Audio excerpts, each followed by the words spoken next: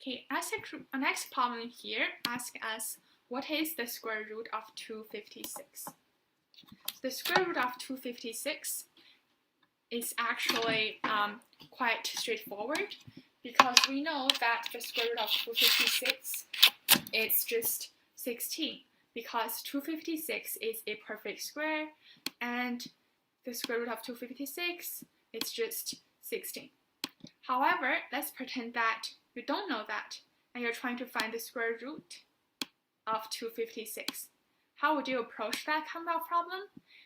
If you're someone who doesn't have the square root of 256 memorized, which honestly is a lot of people, because just look at 256, how would you know that its square root is 16 or it's perfect square? It's a perfect square without prior knowledge. Well, you can use something called a prime factorization to find out. What prime factorization is, it's basically it writes a number into a lot of factors, and all its factors are prime.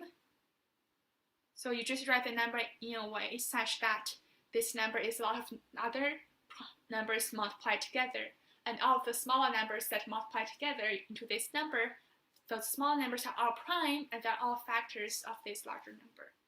So yeah, this is how prime factorizations work. And we just take out the first prime factors of 256, and the first one we can see is probably 2. And the other factor of 256 that corresponds to 2 is just, let me see, it is 128. Alright, so now we have 2 and 128. Again, 128 is also a multiple of 2, so we have 128. We can write it as 2 times 64, and again, 64 is also a factor of, also a multiple of 2, so we can write another, we can take another 2 out, and that would be 2 times 32. Now we would have 3 2's, and let's just do 2 cubed times 32, which just means 3 2's multiplied together, so that we don't need to write all the 2's out. Again, 32 is also a factor of 2, so or 32 is also a multiple of 2, and 2 is a factor of 32. So we have another 2 over here, and we have 2 to the power of 4. Now we have 2 times 16 equals 32. So that's what we have here. And also we know that 16 is actually just another 4 2's multiplied together. So we have 2 times the power of 4 times another 2 to the power of 4. So right now we have 16 times 16, 2 times 4 times 2 times 4. So we have 8 2's multiplied together in total. So we have 2 to the power of 8.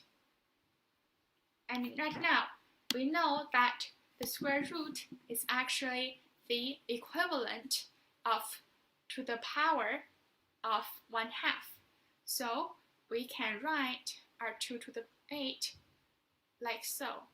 We can write our 2 to the 8 and just the same as before, and we can just convert the square root sign into exponents form, so we know it's actually times to the power of 1/2.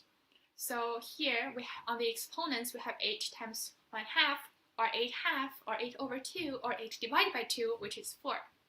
And now the square root of 256 is simplified to 2 to the power of 4, which is 2 times 2 times 2 times 2, which is 16. And here we know that the square root of 256 is 16, which is a perfect square. Perfect. So this is our solution. Again, there are 3 ways to find out. One is use prime factorization. The other is you just memorize the perfect squares.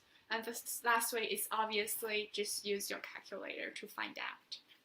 Alright, so the sample solution just stated that the square root of 256 is 16, and they probably just memorized it because 256 is a perfect square. And they said that the square root can be positive 16 and negative 16. I guess we can also write it that way.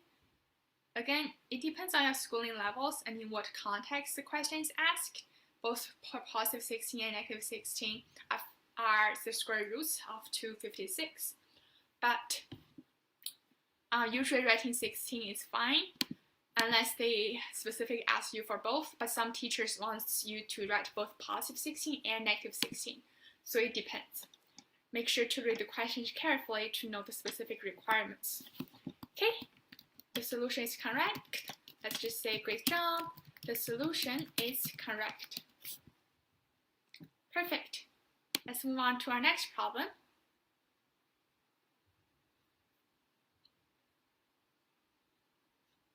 Oh, I think we're actually a little over.